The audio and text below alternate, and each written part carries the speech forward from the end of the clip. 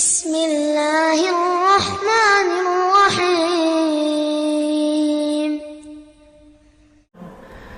Karena ceritanya Tamim persis seperti cerita Dajjal yang selalu Rasul ceritakan kepada para sahabatnya. Makanya Rasul SAW mengambil cerita Tamim kemudian diceritakan kepada para sahabatnya. Dan tidak pernah ada cerita sahabat diambil Rasulullah. Biasanya Rasul yang bercerita diambil sahabat. Ini cerita sahabat diambil Rasulullah, disampaikan kepada sahabat yang lainnya. Dan itu salah satu keutamaan Tamim bin As-Adari. Suatu ketika, hadis ini dikeluarkan Imam Muslim dari hadis Fatimah ibn Qais.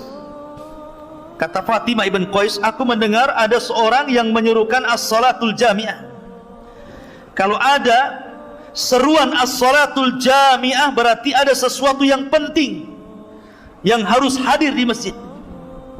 Makanya dalam salat kusuf gerhana itu disunnahkan kalimat bukan azan, tapi menyebut as-salatu jami'ah kalau ngundang orang. Jadi kalau terjadi gerhana, antum ke masjid, ambil mic, as-salatul jami'ah, biar orang-orang datang. Bukan azan. Ya. Maka orang-orang pun kemudian datang. Setelah itu kemudian Nabi SAW sholat. Setelah sholat kemudian Nabi SAW berceramah naik ke atas mimbar. Kata Nabi SAW, inni wallah ma jama'tukum li raghbatin wala li rahbatin. Kata Rasulullah, aku tidak mengumpulkan kalian karena ada perkara yang menyenangkan atau ada perkara yang menakutkan, walakinni jama'tukum, tetapi sengaja aku kumpulkan kalian, li'anna Tamim ibn Aus ad-Dari kana rajulan nasraniyan faja'a fabaya'a wa aslama wa haddatsani haditsan wafaqa alladzi kuntu uhadditsukum anil masihid dajjal. Akan tetapi kata Rasul, sengaja aku kumpulkan kalian. Ada seseorang namanya Tamim bin Aus ad-Dari baru saja datang, berbaiat kepadaku, masuk Islam kepada agamaku. Dia menceritakan sebuah cerita persis seperti yang aku ceritakan kepada kalian tentang Dajjal. Mulailah Nabi SAW bercerita tentang ceritanya Tamim ibn Aus ad-Dari. Jadi Tamim dan 30 awak ini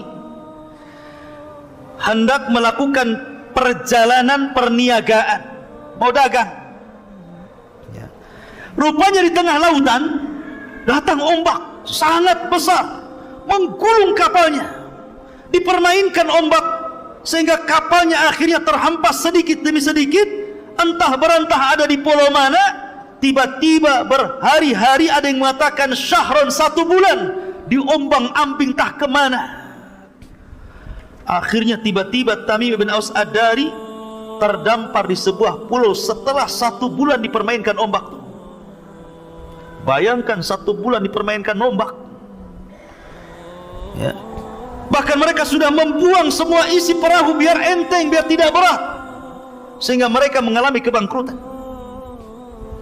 Ma'asyiral muslimin, setelah itu sampailah di sebuah jazirah, sebuah pulau apa yang jelas bukan Pulau Sakotra.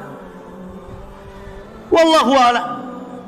Entah berantah, pokoknya pulau selesai. Hadisnya bilang pulau-pulau, ya. Kemudian setelah itu mereka dikejutkan dengan binatang yang tidak jelas mana kubul mana dubur, berbulu dari atas sampai ke bawah. Kemudian tiba-tiba mereka ketakutan dan mengatakan, wailaki man anti, celaka siapa kamu, aneh kali bentukmu, penuh dengan bulu. Mana dubur, mana kubur, nggak jelas. Mana laki-laki, mana perempuannya, nggak jelas gitu. Yang jelas bukan LGBT, ya. Pokoknya binatang yang berbulu, penuh dengan bulu. Wailaki man anti, celaka kamu siapa kamu. Tiba-tiba binatang itu bisa bicara, lo bayangkan. Ana jassasa, katanya. Saya jassasa. Luar biasa ya kan. Kalau antum nemui makhluk di hutan tiba-tiba bisa bicara, tak lari ke birit-birit antum, ya kan? Karena ini ketakutan Tamim bin As-Adari ini bertanya lagi, man jassasa, siapa jassasa? Jassasa diambil dari jasus, artinya mata-mata Dajjal. Tetapi jassasa ini tidak mau banyak berdialog dengan Tamim dan 30 awaknya. Dia hanya mengatakan, intaliqu, pergilah kalian, intaliqu, pergilah kalian, ila hadar rajul alladhi fid dairi fa inna ila khabarikum bil aswaq. Apa kata binatang ini? Sudah, kalian pergi saja ke sana. Di sana ada tempat ibadah, dair, tempat ibadah yang sudah lama, sudah ditinggalkan penghuninya. Di situ ada laki-laki yang sudah lama merindukan kalian.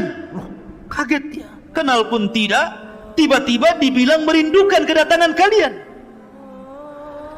Akhirnya karena ketakutan dan penasaran, masuk juga ke dalam hutan. Rupanya ada tempat ibadah besar kayak masjid gini, tempat ibadah umat Islam nih. Kalau dair itu tempat ibadah Nasrani, gereja lah gitu, dalam hutan. Tiba-tiba ada orang yang sangat besar dan dirantai kaki dan tangannya dan tengkuknya. Kemudian setelah berjumpa, mulailah kemudian di sini terjadi dialog. Orang ini mengatakan, Tamim ibn Aus Ad-Dari dan orang-orang yang dibawanya, wailaki man anti, wailaki man anti, celaka kamu, siapa kamu? Qala qad qadartum ala khabari, sungguh kalian sebentar lagi akan tahu siapa aku, katanya. Jawabannya enak, siapa kamu? Sebentar lagi kamu akan tahu siapa aku, katanya. Menakutkan jawabannya.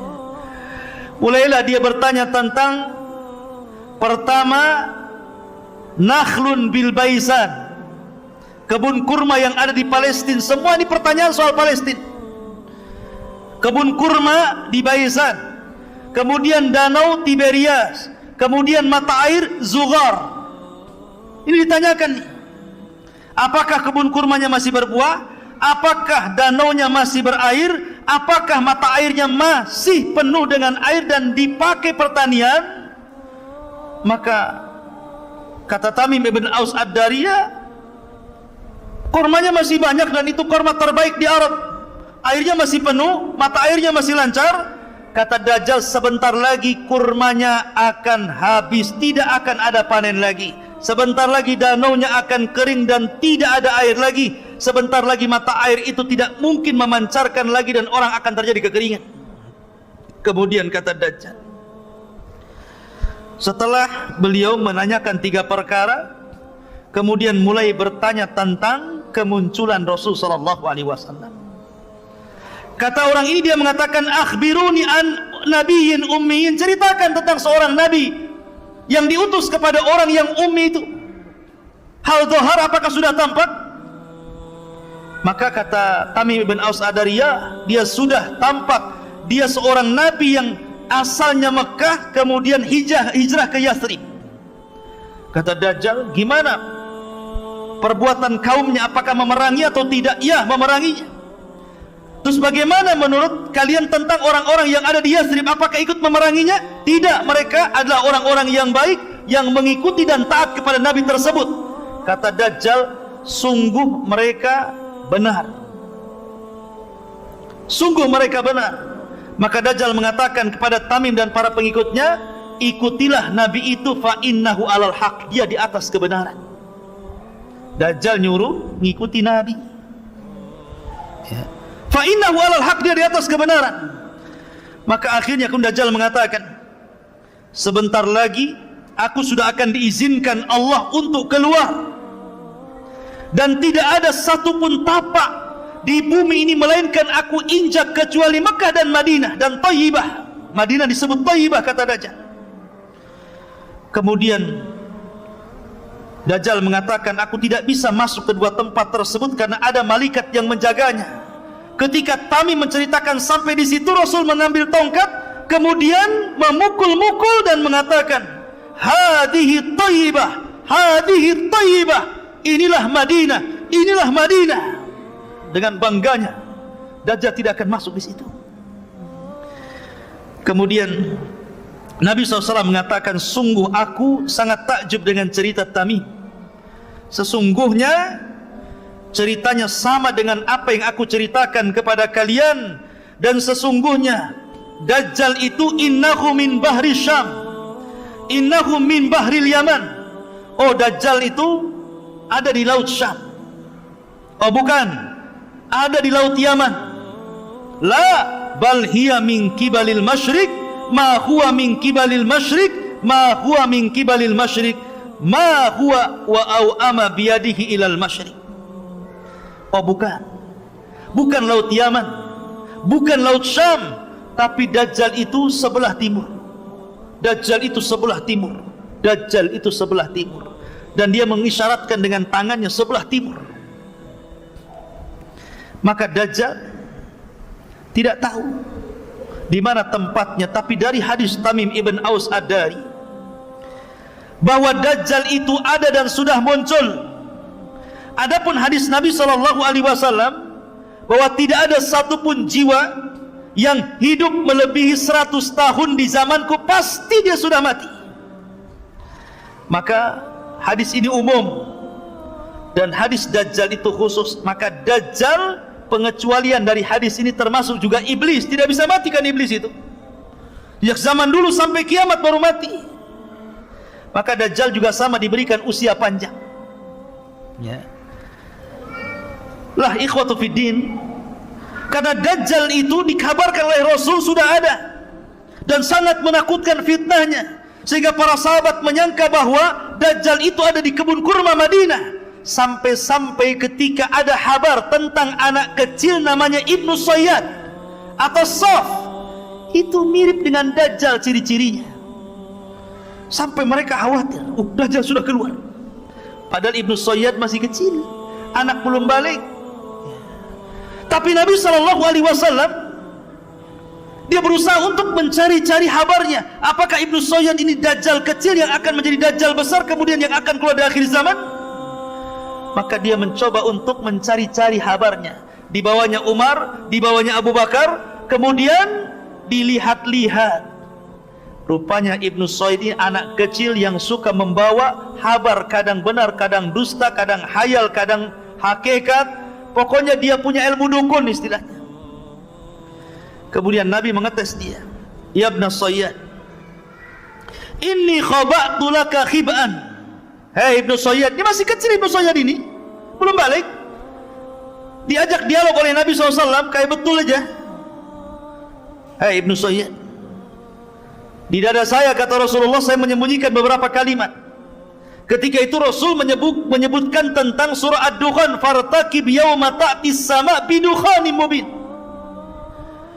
Kata Ibnu Sayyad, dia tidak bisa menyebut dukhan. Maka Rasul mengatakan, ikhsha falan ta'dua qadrak. Celaka engkau tidak bisa melewati takdirmu. Ada yang mengatakan bahwa karena Ibnu Sayyad ini masih kecil, kemudian pelat ngomongnya, dia tidak bisa menyebut dukhan, namanya masih kecil. Tapi ada juga yang mengatakan memang dia tidak bisa menyebut dukhan karena tidak mungkin dicampur adukan wahyu Allah dengan perkataan tukang sihir. Dia tidak bisa menyebut dukhan. Tapi dari situ ada sahabat yang bersumpah, ini Ibnu Sayyad ini nampaknya Dajjal. Kok dia bisa menerka apa yang di hati Rasulullah? Maka Umar bersumpah dia Dajjal, Abu Sa'id Al-Khudri bersumpah dia Dajjal, Abdullah bin Umar bersumpah dia Dajjal, Hafsah bersumpah dengan dia Dajjal. Tapi Rasul tidak ikut-ikut bersumpah. Kenapa? Karena belum turun wahyu yang menjelaskan secara detail Ibnu Sayyad ini Dajjal atau bukan Dajjal. Masih nunggu wahyu. Sampai akhirnya Rasul punya siasat dengan Abu Bakar dan Umar, ingin mendatangi Ibnu Sayyad secara tiba-tiba, biar tahu Ibnu Sayyad Dajjal atau bukan Dajjal. Akhirnya datang secara tiba-tiba, rupanya ada ibunya. Tahu pula tuh Rasulullah SAW mendekati Ibnu Sayyad, kata ibunya, ya Saf, ataka Muhammadun, hei Saf, hati-hati tuh ada Muhammad datang kepadamu. Ketika Saf melirik, ternyata ada Rasulullah, lari dia bersembunyi di belakang punggung ibunya. Kata Nabi SAW, lau tarakathu ummuhu latabayyana amruhu. Kalau seandainya ibunya meninggalkan Ibnu Sayyad ini, tentu makin jelas apakah dia Dajjal atau bukan Dajjal. Tapi pendapat yang kuat, dia bukan Dajjal yang akan keluar di akhir zaman. Iya, dia Dajjal, tapi Dajjal kecil. Dia seorang penyihir, dia seorang dukun, tapi dia bukan Dajjal yang akan keluar di akhir zaman. Dalil yang paling kuat bahwa dia adalah bukan Dajjal, karena Ibnu Sayyad itu tinggal di kota Madinah, sementara Dajjal tidak mungkin masuk Madinah. Ibnu Sayyad masuk Islam, sementara Dajjal kafir, tertulis kafara. Dajjal tidak mungkin haji, sementara dia haji. Dajjal tidak punya anak, akim la yulad, dia banyak anaknya. Yang jadi masalah, Dajjal itu yang paling kuat dalilnya adalah tidak bisa masuk kota Madinah dan kota Mekah, dan dia tinggal di Madinah dan haji ke Mekah. Tapi ada masalah lain. Ada hadis Nabi SAW bahwa Nabi SAW pernah bermimpi. Dalam hadis yang sahih itu, Rasul bermimpi. Mimpinya Rasul itu sedang tawaf. Rasul sedang tawaf. Rupanya di tengah-tengah tawaf dia melihat seorang laki-laki yang sedang memegang bahu sebelah kanan dan kiri, kemudian rambutnya basah, kemudian orangnya cakep, ganteng. Kemudian Rasul bertanya, siapa orang itu? Maka orang-orang menyebutnya dialah Al-Masih Ibnu Maryam. Tiba-tiba Nabi SAW melihat yang lain pula di belakangnya, sama sedang menggandeng orang, tangannya sedang, yang satunya ke orang sebelah sini, yang satunya orangnya ke sebelah sini. Orangnya keriting, matanya buta sebelah, kemudian kakinya bengkok, berjalan tidak lurus. Kata Rasulullah, siapa di belakang Ibnu Maryam itu? Maka kemudian orang-orang mengatakan, dialah Dajjal. Bagaimana mungkin Rasul bermimpi Dajjal sedang ada di tengah-tengah Ka'bah, di Masjidil Haram? Bukankah dia tidak akan masuk Madinah, sementara mimpi para nabi itu hak, tidak mungkin dusta? Ini yang jadi iskal. Maka dijawab oleh para ulama tentang hadis ini, karena hadis ini sahih. Maka para ulama mengatakan dan menjawab tentang hadis ini bahwa tidak semua mimpi para nabi itu dibawa kepada hakikat dohirnya. Tidak semua mimpi para nabi dibawa kepada hakikat dohirnya. Buktinya ketika dia bermimpi, Umar bin bermimpi bahwa dia pakai pakaian beberapa lapis, kemudian sampai diseret bajunya, kemudian dia nanya kepada Rasul tentang mimpi tersebut, maka Rasul menakwilkan itu soal agama. Kemudian Rasul SAW bermimpi bahwa dia mengeluarkan air dari tangannya. Kemudian para sahabat banyak yang minum. Kemudian sisa air itu oleh Rasul dibawa kepada Umar, kemudian minumlah wahai Umar. Maka hadis ini ditakwilkan bahwa Umar itu memiliki ilmu yang lebih dibandingkan orang lain.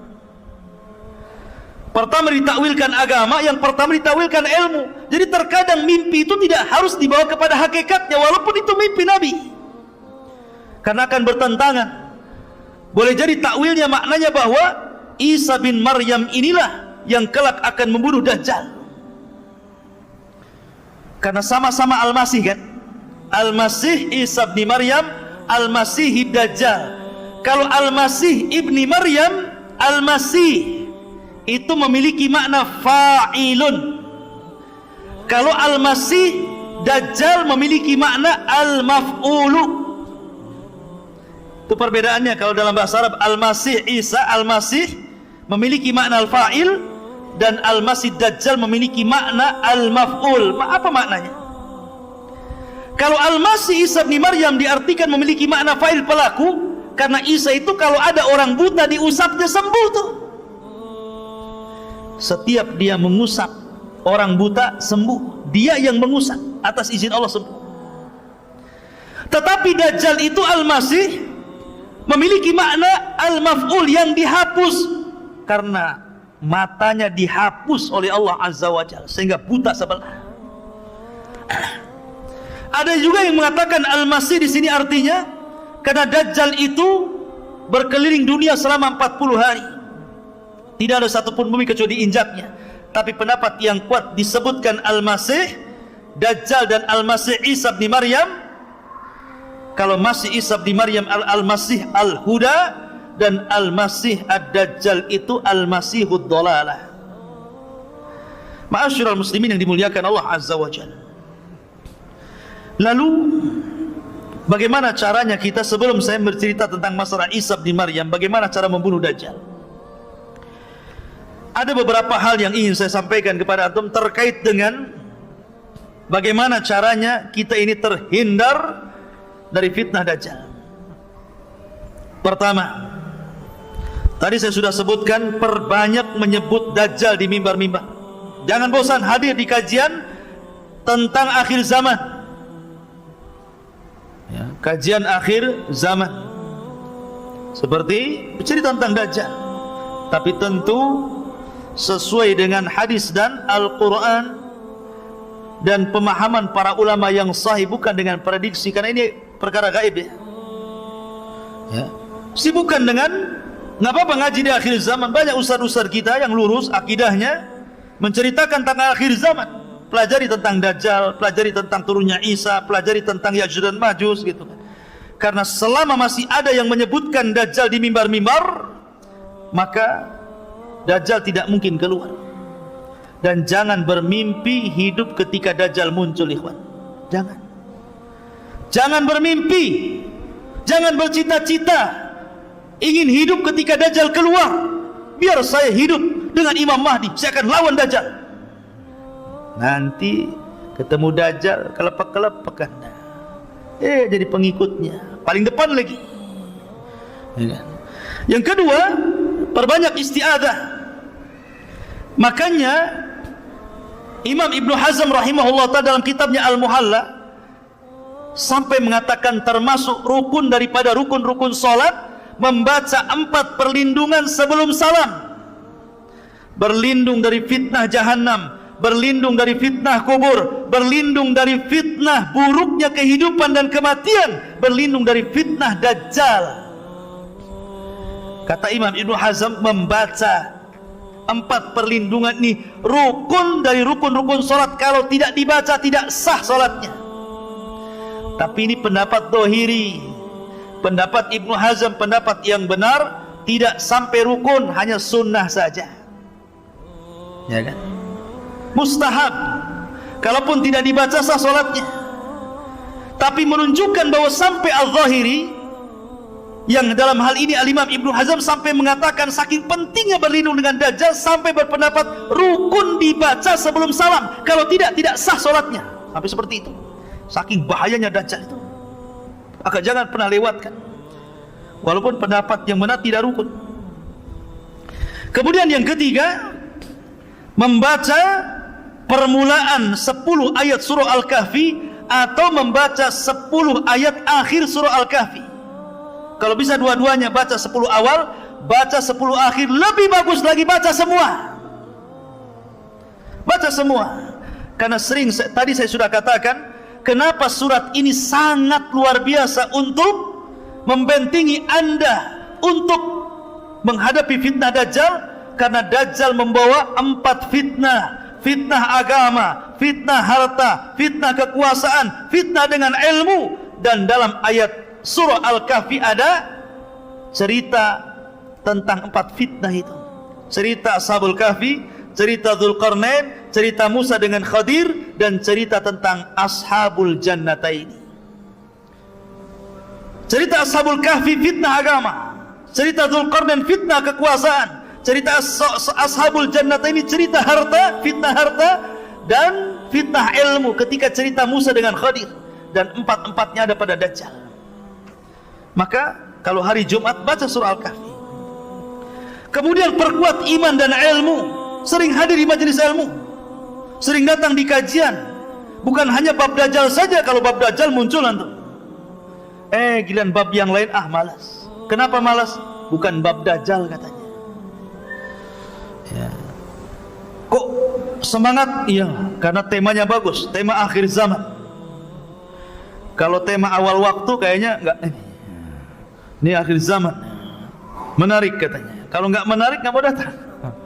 Seolah-olah iman itu kalau bicara tentang akhir zaman itu baru naik kan gitu. Tidak. Iman itu dibentuk dari pondasi. Belajar dari akidah dari dasar dulu. Jangan main loncat. Ya kan? Dajjal ini kan bagian daripada satu di antara bab-bab akidah. Lihatlah Syarhus Sunnah karya Imam Barbahari, lihat Ushulus Sunnah karya Imam Ahmad, lihat Ushulus Sunnah lil Humaidi, Ushulus Sunnah miliknya Ibnu Zamanin, As-Sunnah di Al-Lalikai. Paling bab Dajjal itu bagian daripada satu fakrah dari akidah Ahlussunnah wal Jamaah. Satu poin dari sekian banyak poin yang harus dipelajari dari akidah-akidah Ahlussunnah wal Jamaah. Bagaimana mungkin mempelajari satu poin Anda akan kuat akidahnya, sementara akidah Ahlussunnah itu banyak. Makanya belajar, ya. Mulai dari kecil sampai besar, ambil taksilnya, ya. Ma'asyiral muslimin. Kemudian juga kalau memang antum bisa hidup di Mekah, tinggal di Mekah. Kalau bisa hidup di Madinah, tinggal di Madinah. Kalau bisa, ya. Ustaz, kalau di Serambinya gimana Ustaz? Apa selamat? Wah, kalau di Serambi ya tetap kenalah. Ya. Di mana Serambi Mekah itu? Di Aceh. Aceh, masuk Dajjal ke Aceh. Ya. Karena baru Serambinya ya. Jadi kemudian juga tinggalkan maksiat dan perbuatan dosa. Lah dari sini ikhwatu fiddin, karena Dajjal ini salah satu tanda dari tanda-tanda kiamat besar. Dan kalau kita cerita kiamat, maka kiamat itu dimutlakkan kepada 3 perkara: kematian, kemudian hancurnya alam semesta, dan kebangkitan. Kalau disebut kiamat, maka itu terdapat kepada 3 perkara ini. Jangan hanya takut kepada kiamat yang kedua. Asyik sibuk cerita tentang kiamat yang kedua. Sebentar lagi Imam Mahdi keluar, sebentar lagi Dajjal akan keluar. Kita siap-siap. Dia lupa di sana ada kiamat. Sebelum kiamat itu namanya kiamat kematian. Karena kalau diitlakkan kalimat kiamat ada 3. Satu, kiamat kematian setiap manusia. Idza mata ahadukum qamat kiamatuhu. Kalau meninggal salah seorang di antara kalian, tegak kiamatnya. Ini harus persiapan. Bagaimana caranya? Al-kayyisu man dana nafsa wa amila lima ba'dal maut. Orang yang cerdas menghadapi kematian itu orang yang selalu introspeksi dan mempersiapkan bekal untuk kematian. Yang kedua, kiamat hancurnya alam semesta.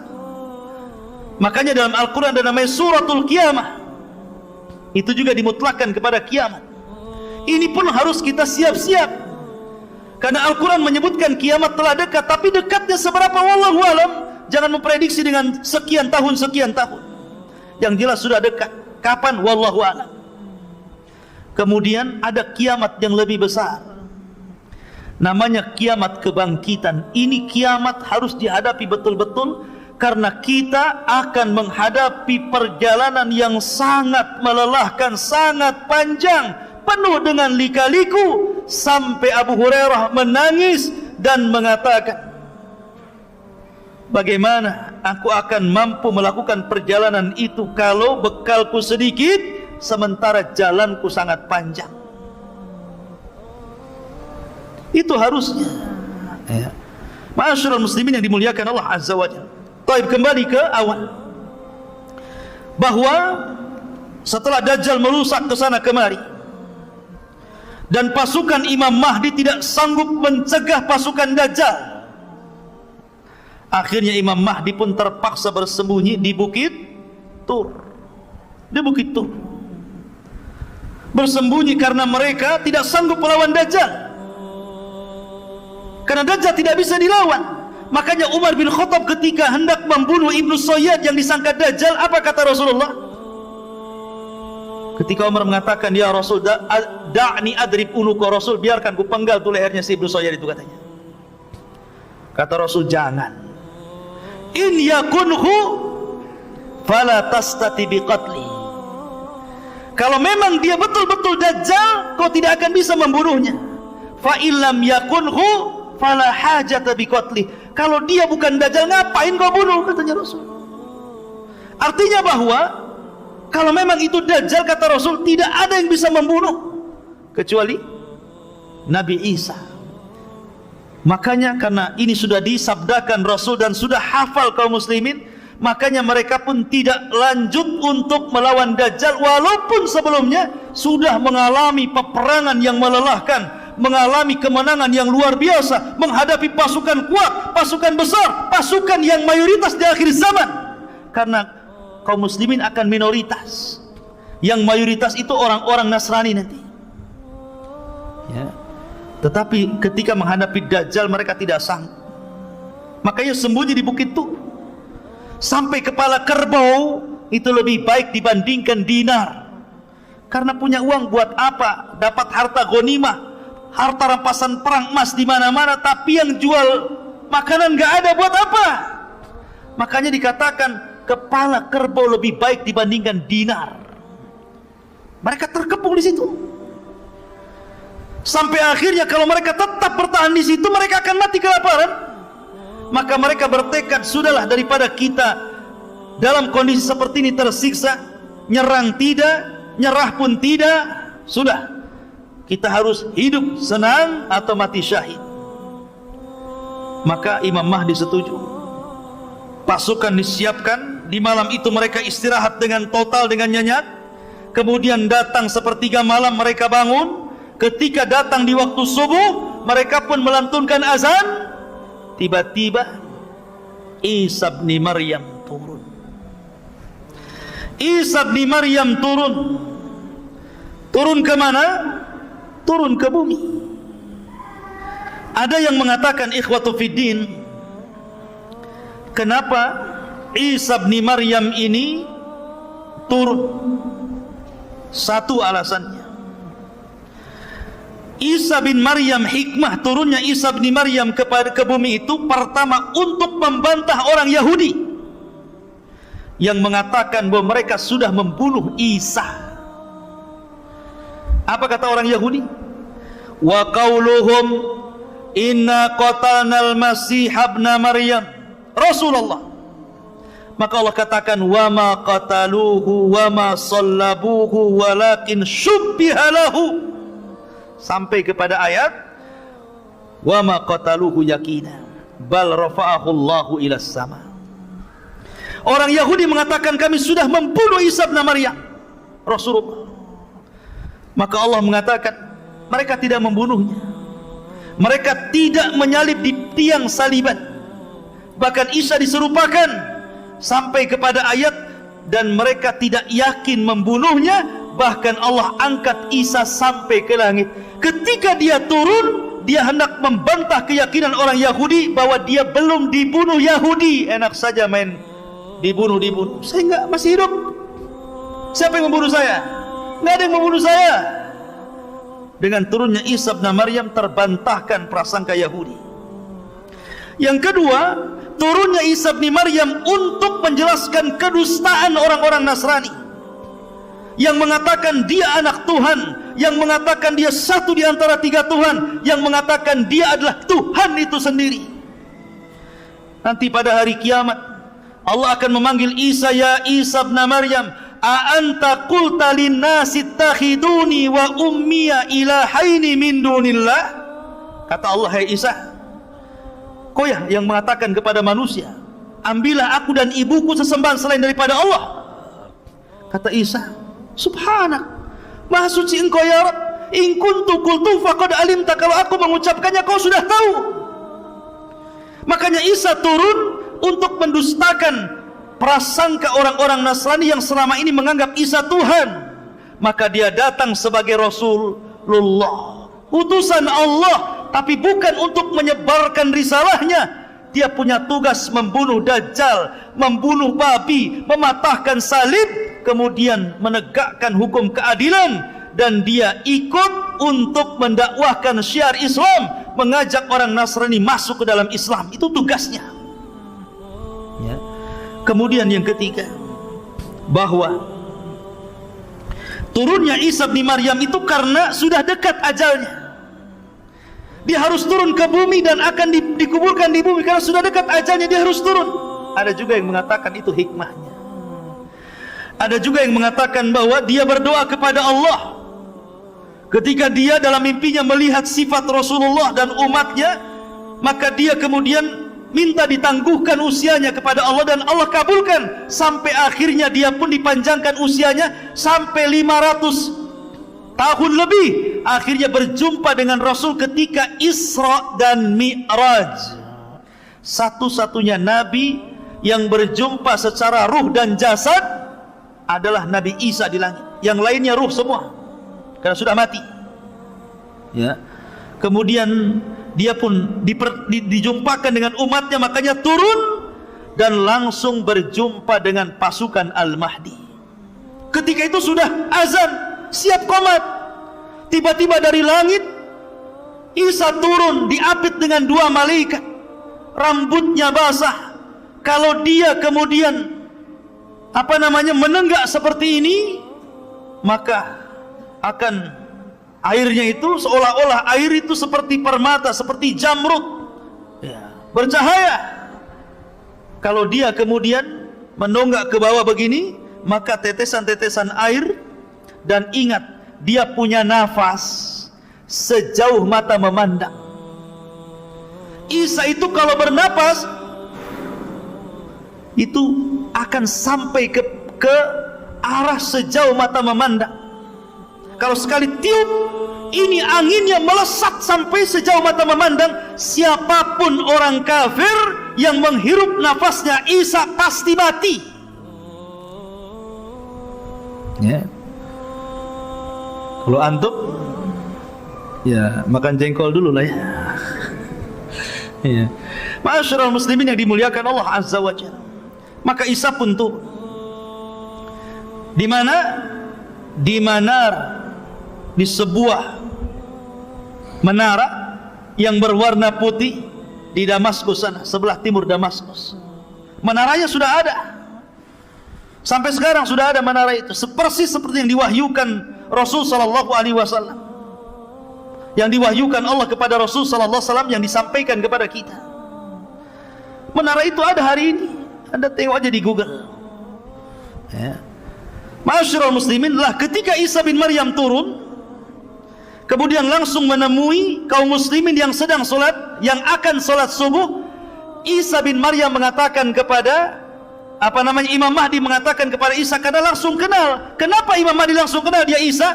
Karena sudah mendengar hadis-hadis tentang siapa Isa bin Maryam dan ciri-cirinya. Makanya dia mengatakan, taqaddam ya Ruhallah, silakan maju, kau jadi imam. Tapi Isa mengatakan tidak, likulli qaumin umara, setiap kaum itu ada pemimpinnya, kau saja yang jadi imam. Kenapa alasannya Isa menolak? Isa malah kemudian menjadi makmum dan Imam Mahdi menjadi imam. Bukan berarti Imam Mahdi lebih mulia dibandingkan Isa, tidak. Isa jauh lebih mulia dibandingkan Imam Mahdi. Dia seorang Rasul, dia seorang Nabi.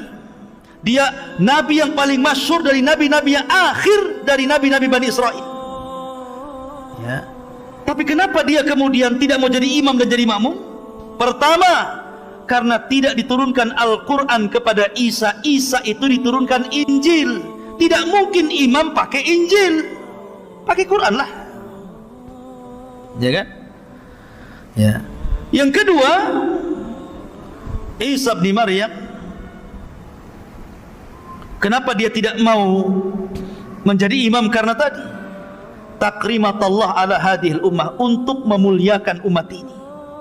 Biar dia di belakang dan Imam Mahdi jadi imam. Setelah kemudian sholat subuh, sebuah pasukan berbaris. Ketika pasukan berbaris itulah maka Isa bin Maryam mengusap seluruh wajah-wajah tentara-tentara Al-Mahdi yang khulas, yang terakhir. Sisa itulah tentara-tentara yang ada, yang lainnya gugur dah. Demi Allah ikhwan, tidak ada manusia yang paling bahagia ketika itu kecuali orang-orang yang diusap wajahnya oleh Isa bin Maryam. Kenapa? Karena Isa menyebutkan derajat dan tingkatan mereka di sorga. Isa tidak mengatakan kau akan masuk sorga, tapi Isa menyebutkan tingkatannya di sorga. Kamu tingkatan sekian, sekian, sekian.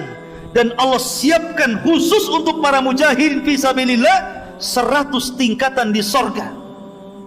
Dan jumlah tingkatan di sorga, kata Syekhul Islam Ibnu Taimiyah, sebanyak dan sejumlah ayat dalam Al-Quran 6.400 kurang lebih sekian tingkatan.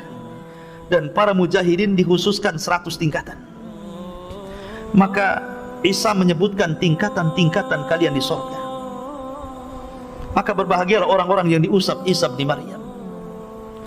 Ketika itu Isa naik ke mimbar kemudian berceramah. Aku berikan kalian 3 pilihan. 1, kalian tidak perlu berperang. Kalian tunggu saja di sini. Saya akan berdoa kepada Allah Subhanahu wa taala agar Allah membangkitkan pasukan yang bukan kalian. Biar pasukan itulah yang akan menghancurkan Dajjal dan bala tentaranya. 2, kalian tidak perlu berperang.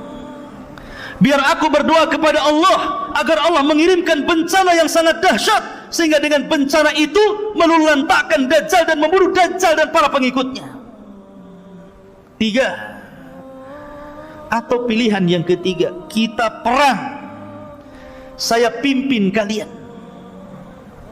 Saya pimpin kalian dan saya jamin menang. Dan saya akan berdoa kepada Allah agar tangan-tangan pasukan Dajjal tidak sanggup mengayunkan pedangnya sehingga tidak bisa menebas kepala kalian, dan kalian tinggal tebas kepala mereka. Kira-kira yang mana yang enak? Yang nomor 3, tinggal tebas. Ya kan? Pilih yang nomor 3, jihad, perang. Akhirnya setelah itu Imam Mahdi, kemudian Nabi Isa bin Maryam, kemudian kaum muslimin, mereka pun kemudian mulai melakukan penyerangan. Ketika Dajjal tahu bahwa Isa itu sudah turun, maka dia langsung lekas bersembunyi kembali ke Palestina. Tetapi memang usianya sudah dibatasi, hanya 40 hari. Begitulah sabda Nabi SAW. Maka akhirnya kemudian dia pun dikejar Isa bin Maryam, ke timur, ke barat, ke selatan, ke utara, sampai akhirnya tidak ada lagi tempat kecuali di Babil Lud. Dia bersembunyi di Babil Lud.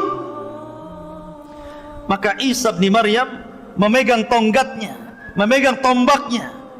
Kemudian Dajjal melihat Isa seperti garam yang meleleh tersiram air, ketakutan. Maka kemudian Isa pun menghujam dengan tombaknya, kemudian keluar darah untuk membuktikan dia bukan Tuhan. Akhirnya dia mati di atas tombaknya Isa bin Maryam dengan jeritan yang membuat orang-orang Yahudi dan pasukan Dajjal ketakutan. Dan situlah kaum muslimin akhirnya berhasil menyerang orang-orang Yahudi, tentara-tentara Dajjal. Akhirnya mereka tunggang langgang lari. Ada yang sembunyi di batu, ada yang sembunyi di pohon, ada yang sembunyi di gua. Tapi Allah buat bicara seluruh makhluk yang ada di permukaan bumi. Sembunyi di batu, batu ngomong, "Hei muslim, di belakang no kafir, cepat bunuh sebelum lari." Tiba-tiba yang sembunyi di balik pohon kata pohon, "Hei muslim, ta'al, ini lo di atas, tengok tuh orang kafir di atas tuh, panas saja."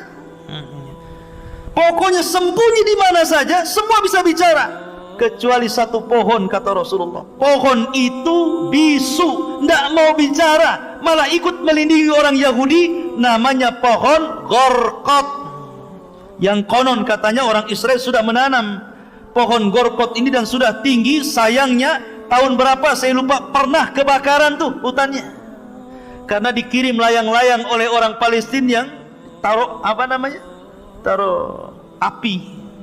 Jadi tidak pakai bom, ngirim layang-layang, kasih api, layangnya terbang masuk hutan, kebakaran sampai ke Kalimantan. nggak ada kaitan Israel sana Kalimantan sini ya. Ma'asyiral muslimin yang dimuliakan Allah Azza wa Jalla, Artinya bahwa hal ini sudah diberitahu oleh Rasulullah. Berarti orang Islam tahu kalau seandainya orang Yahudi itu berada di pohon Gorkot, sehingga mereka bisa mengejar karena sudah ada beritanya kan. Kalau seandainya tidak ada beritanya dia bersembunyi di pohon Gorkot, tentu kita susah untuk mencarinya. Tapi sudah ada wahyu dari Rasulullah SAW, mereka bersembunyi di pohon Gorkot, tinggal cari saja di pohon Gorkot kan. Akhirnya ketika itu banyak yang terbunuh dan tertawan. Yang tertawan ini cuma dua pilihan, masuk Islam atau mati. Cuma dua, Islam, mati.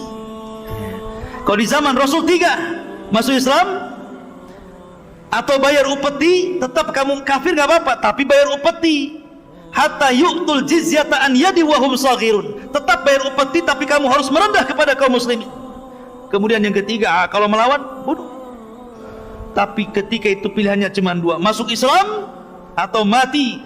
Dan Allah katakan, wa im min ahlil kitab illa la yu'minanna bihi qabla mautihi. Dan sebagian besar ahli kitab akan masuk ke agama Muhammad sebelum wafatnya Isa bin Maryam.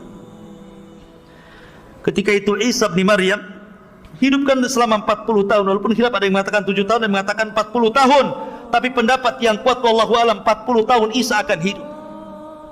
Setelah kematian Dajjal, maka kaum muslimin akan diberkahi kehidupannya, di mana semua binatang tidak ada yang saling menerkam. Harimau bisa bertetangga dengan kucing, buaya bisa bertetangga dengan cicak. Cicak buaya, bukan Persus ya. Cicak dan buaya, bukan cicak versus buaya. Jadi mereka berkawan tidak saling menerkam. Ular piton dengan cacing saling pelukan. Pokoknya jinak semuanya. Manusia bisa bertetangga dengan singa tanpa harus takut menerkam. Singa pun bertetangga dengan kita tanpa harus takut diburu. Pokoknya semua jadi satu bertetangga, ikhwan. Dijinakkan oleh Allah Azza wa Jalla. Tidak ada yang saling menyakiti. Betul-betul berkah. Walau anna ahlal qura amanu wattaqau lafatahna alaihim barakatin minas sama'i wal ardh. Kalaulah penduduk bumi itu bertakwa dan beriman, wajar kalau Allah berikan berkahnya.